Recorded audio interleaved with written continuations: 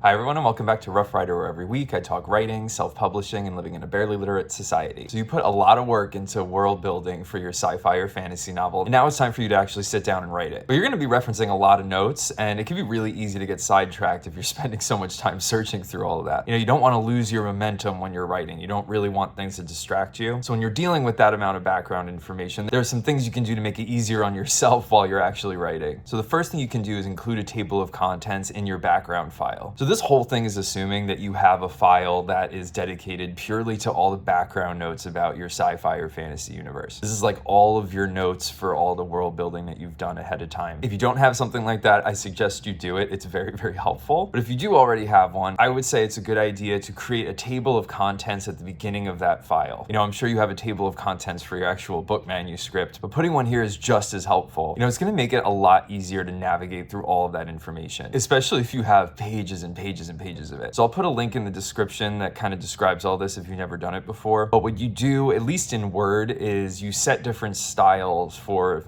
various lines, where it'll be like heading 1, heading 2, heading 3. It's a way to kind of create sections and subsections. And then when you generate a table of contents at the beginning of the file, it's going to automatically pull those headings to make them like basically chapter titles. Those are going to appear as hyperlinks at the beginning. So all you have to do is click on it and it'll take you right there in the document, like all the way down to whatever part it is you clicked on. So that is a lot easier than scrolling through all of it. So what you're going to want to do is try to organize your notes in the most logical way possible. Like try to break it down into like individual sections, and then you could break those down into subsections, just something that's going to be really easy to figure out. So like for an example, this is from the background file that I'm using for the planned sequel to the Aetherverse, my sci-fi novel. Some of this may change. This is all pending. I only just started actually writing it, but I have a section for political changes, and I used headers to mark all of these lines. So those political changes, and then subsection under that is the Celestial Commonwealth, and then under that, there's a thing about Congress and some stuff for that, some stuff about newly formed political entities. You just keep scrolling down. Like there's a whole bunch of sections like this. And if you were to click on any of those titles, it's going to go right to that section in the document. So while I'm writing, if I need to reference any sort of information that's in that document, all I have to do is just go right to the beginning of it and click on whatever section I need. I don't have to search through it. I don't have to scroll through it. It just makes it a whole lot faster. It takes away less time from writing. Now, another thing you can do to make your life easier is to mark important elements in bold. This is kind of a continuation of the point I was just making, which is ways to make it a lot easier to navigate through your document and find what you're looking for. So let's say you've done this table of contents at the beginning. Great. So you can now go down to whatever section you want just by clicking on a link. But once you're actually there, you might have big blocks of text. At least that's how I do it. I don't really like using bullet points too much, so I'll have kind of like big paragraphs that just describe everything out in full sentences. Okay, so you clicked on that link, you got to that section, but then now you have to read through an entire paragraph or 2 paragraphs or 3. You never know how long it's going to be. So what you can do with that is any sort of important term, character name, place name, anything that you view as important that is kind of like the key part of that paragraph or parts, mark it in bold, or use a different font color or highlight it. There's something that's going to make it a lot more visible. So that way, after you've actually gotten to that section, you'll see the terms or whatever elements you're probably looking for. So here's an example, again, from the background file that I'm using for the Aetherverse sequel. You can see that in the paragraphs that I've written for these various sections, I'll have certain things in bold. In this one paragraph, I have something about the tribe of Amalek, and then I have the first Genevet and Gedi, and Etsev Naharaim. It's a bunch of Hebrew. But those are the most important parts of this, so that's what I'm going to be searching for. It just makes my eye go right to it. I don't have to actually read through everything to find it. So yeah, that's just another time saver that you can use. It's pretty simple, but it works. Even if it shaves only like a little bit of time off of you searching through this document, that's still time that you can spend writing. It's hard enough to make time to write. Like you don't want anything to cut into it if you don't have to. And that's what things like this are good for. And the next thing you can do to make writing easier is to make a timeline of events. So I've said this before in a previous video and in my blog, but I think one of the most helpful things you can do is to make a timeline of important events for your novel. So, in the context of world building, because you're talking really grand scale things here, you're probably going to want like more of a historical timeline for your sci-fi or fantasy universe. These are things that really affect the plot, or at least the world in which your characters live. But I would go even further than that, even if it's like a separate timeline, if you want it to be a little bit cleaner. But you could put in events that are more important to the characters themselves, maybe don't really have any bearing on the universe itself, but on the people that you're going to be describing in your writing. These are the people that this whole story is focused on. Put in that timeline things like births, marriages, like dates they met someone, dates they moved somewhere, date they got a new job, like anything that would be significant to their life, put that in there, because you never really know when you're gonna have to start describing what happened before something else. A timeline like that is gonna keep you from contradicting yourself when you're starting to recount like things that have happened in the past. Like, you don't just have to use it to make sure that the chronology of your universe is right, you also want your character's background chronologies to be correct as well. It's hard to catch those kinds of mistakes when you're actually editing. Like, it requires a lot of thought. Like, anytime you would see something mentioned that has to do with time, you'd have to go back and like figure out if you were right. So having a timeline like that, you could just go right to it and you'll know, okay, well, I can see that this happened before this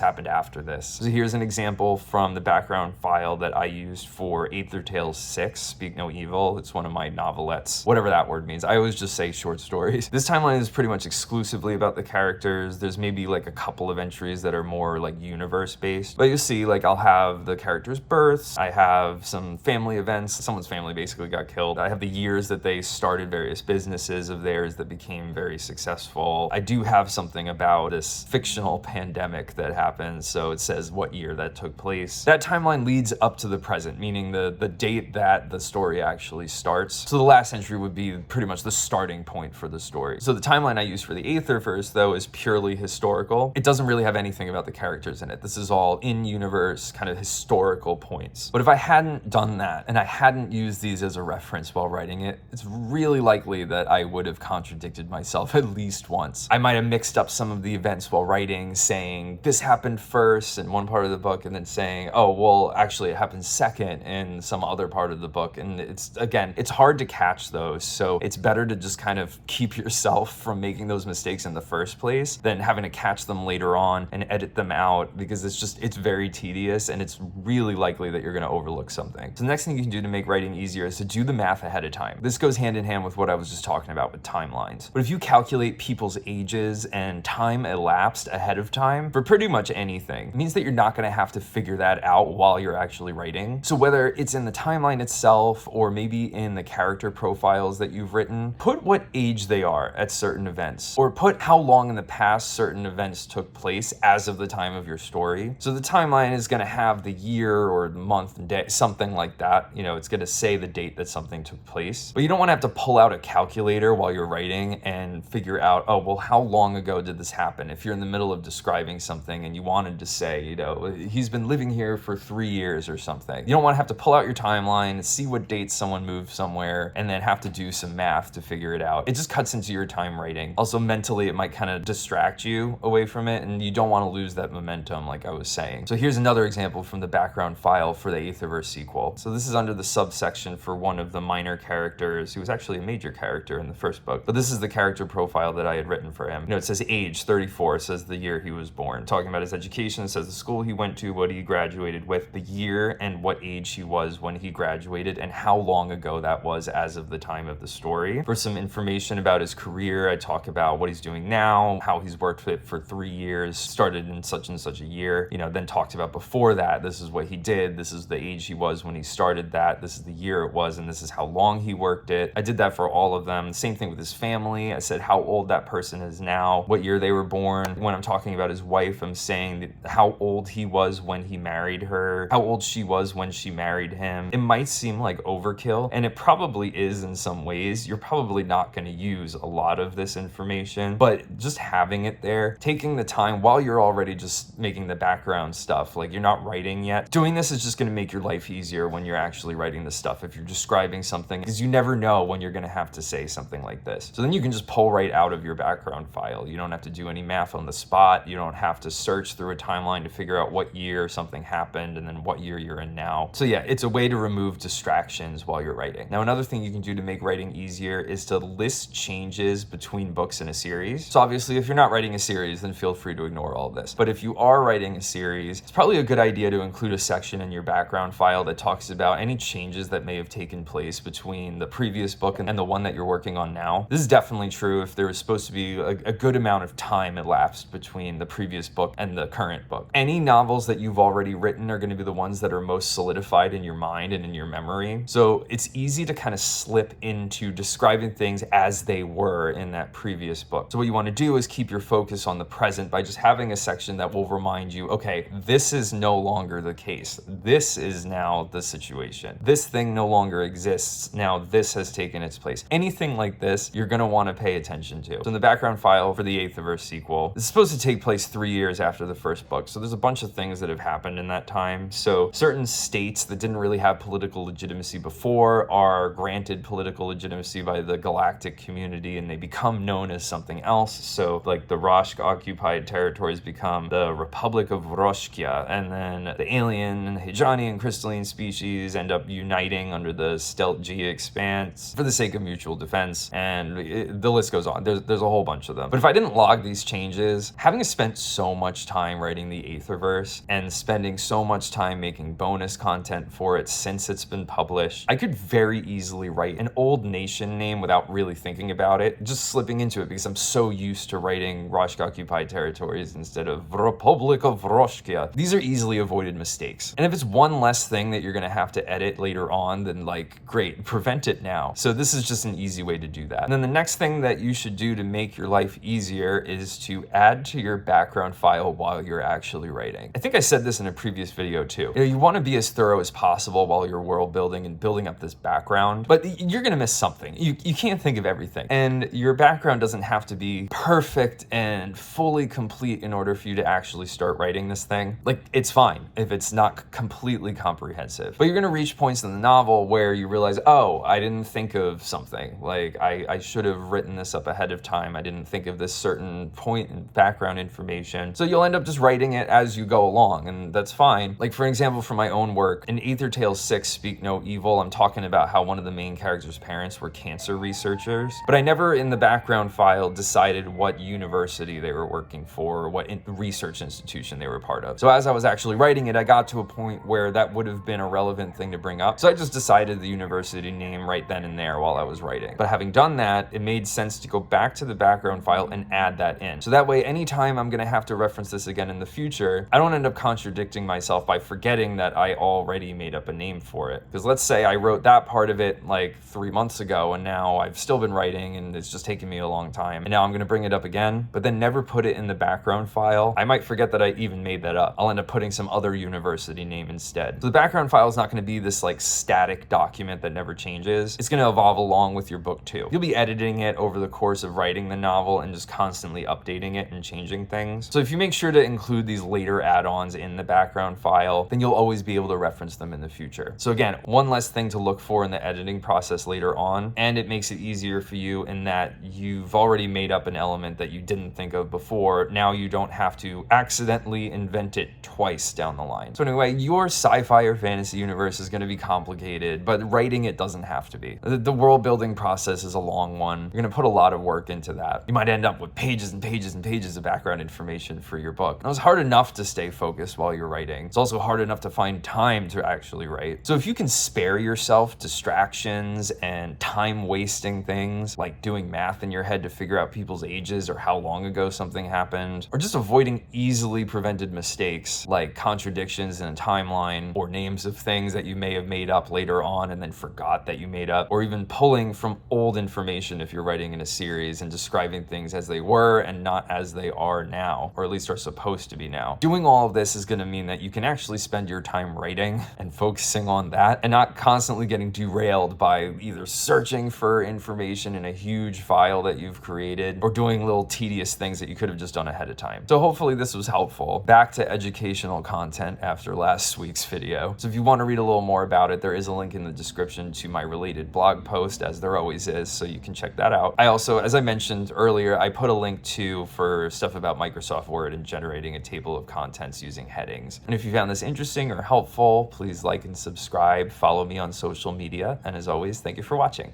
God bless.